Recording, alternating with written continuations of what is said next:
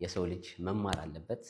ካልተማረ ደግሞ እንግዲህ ህግ አለ። በህግ አካል ከተማረች ከተቀጣች በዛ እንሄዳለን። አሁንም አሻፈረኝ፣ እኔ አልለቅህም፣ እኔ እንደዚህ ዝታለሁ፣ ቤተሰብን እንደዚህ ያደርጋለሁ፣ አንድ ነገር እኔ እንደማለቅሽ ነው የምነግርሽ፣ እኔም ማለት ነው። ከዚህ በኋላ እኔም አልለቅሽም፣ አንቺም ቀጥይ፣ እኔም እቀጥላለሁ። መጨረሻችንን እግዚአብሔር ያያል፣ እናያለን። ይሄንን ለማለት ነው። አንቺን እኔን ፈርቶኝ ነው እኔ እንደዚህ ነው ብለሽ የሆነ ሳይኮሎጂ እየተጫወትሽ ራስሽን ትፎግሬዋለሽ እንጂ እኔ አንቺን ልፈራ አይደለም። ቀርቶ ከፈጣሪ ውጭ ማንንም አልፈራም። እንደዛ እያልሽ ራስሽን ባታታልዩ አሪፍ ነው። ለምን አንዳንዴ ሰው ዝም ሲል ወይ በቃ ተመልሶ እኔን አታክ እንዳያደርገኝ ተመልሶ ወጥቶ ቪዲዮ ላይ እንዳያወራብኝ ብለሽ እኔን ለማስፈራራት በቃ የሆነ ሳይኮሎጂ ተጫውተሽ የሰው ልጅ አእምሮ ቀይረሽ፣ እንደዚህ አይነት አእምሮ የለኝም ደስ የሚለው እንደዚህ አይነት ቀይረሽ ለማድረግ አስበሽ በቃ እንደዚህ አስጠነቅቀዋለሁ፣ እንደዚህ አስፈራዋለሁ፣ ከዛ ግን ምንም የሚያወራው ነገር የለም ለምን ልጁ ዝምተኛ ነው ብለሽ እንደዛ አስበሽ እየሄድሽ ስለሆነ ያ እንደማያዋጣሽ ይኸው በዛሬው ቪዲዮ ፕሩፍ አደርግልሻለሁ። ቀጥታ በህግና በህግ እጨርሰዋለሁ። ከዚህ በኋላ ብዙ የማወራው ነገር የለም። ተመልካቾቼ እስከዛሬ ያያችሁት ነገር በአጠቃላይ በእንደዚህ አይነት ኬዝ ውስጥ ነው።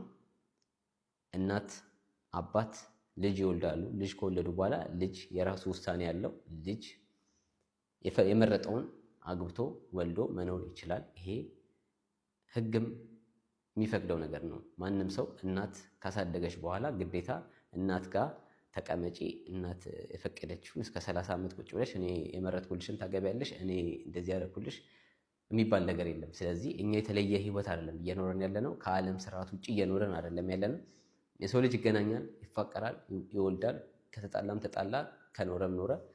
በቃ በዛ አይነት ህይወት ውስጥ ነው እየኖረ ያለው እና የኔና የሳምሪ ጉዳይ ግን በጣም አንገብጋቢ አርጓት። በጣም በቃ የሆነ ትልቅ ነገር እቃ እንደሰረቃችሁ አርጋችሁ ይሄን ያህል የምትወቀሱበት ከሆነ ሳምሪ 26 ዓመቷ ነው፣ እኔ 28 ዓመቴ ነው። እንግዲህ ሁለታችንም ትልቅ ሰዎች ነን። ሁለት ልጅ ወልደን እየኖርን ግን ስቲል ልጄን ወሰደብኝ። ከበፊት ጀምሮ የሚወራው ወሬ ልጄን ወሰደብኝ፣ ልጄን መልስልኝ እየተባልኩ ነበር ስሰደብ የነበረውና ዓለም ላይ የሌለ ነገር አርጋ እንደዚህ ደረጃ ደርሳ ቤተሰብ አልፎ እስከ መሳደብ ደርሶ 7 ዓመቱ ሙሉ ያለማቋረጥ በየጊዜው እየመጣች እየተሳደበች፣ አንዳንዴ ስታስቡት ምንድን ነው ዓላማዋ? በቃ ብር ለመስራት ከሆነ ላይቭ ላይ ቁጭ ብላ ብር እየሰራች ነው። በሌላም ነገር መስራት ትችላለች። ግን እዚህ ጋር በቃሽ፣ ከዚህ በኋላ ልልሽ ነው የመጣሁት። ከዚህ በኋላ ይበቃሻል። የሰው ልጅ ይታገሳል። ካሁን ይሻልሻል ተብሎ ታገስኩሽ። ከዚህ በላይ ግን መታገስ ስለማልችል ይሄ ነው ያለው ነገር። በዛሬው ቪዲዮ ልነግራችሁ የፈለግኩት ይሄንን ነው።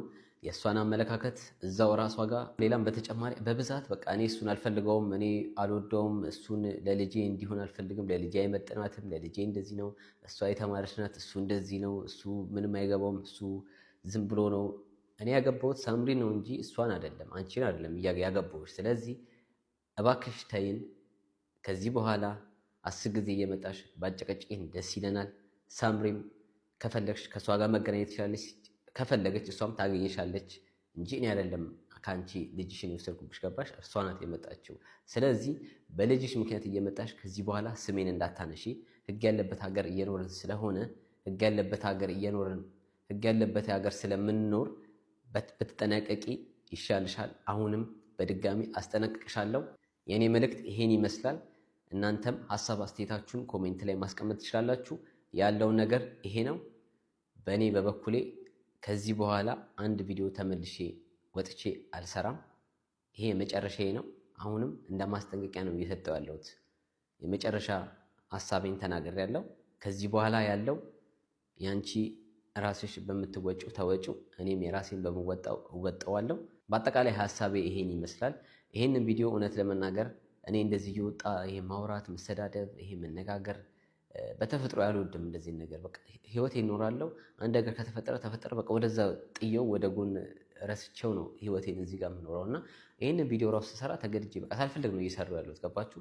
ሁኔታው እያስገደደኝ ስለሆነ። ለምን የሰው ልጅ ታግሳችሁት ምንም የማይቀየር ከሆነ፣ የሰው ልጅ ታግሳችሁት ምንም የማያውቁም ከሆነ፣ ዝም ስትሉ ጭራሽ የፈራችሁት አድርጎ የሚቆጥር ከሆነ ይሄ በጣም የመጨረሻ ደረጃ ስለደረሰብኝ ነው ወጥቼ ራሱ እያወራሁ ያለሁት እና እኔ ጋር ያለው ነገር ይሄ ነው።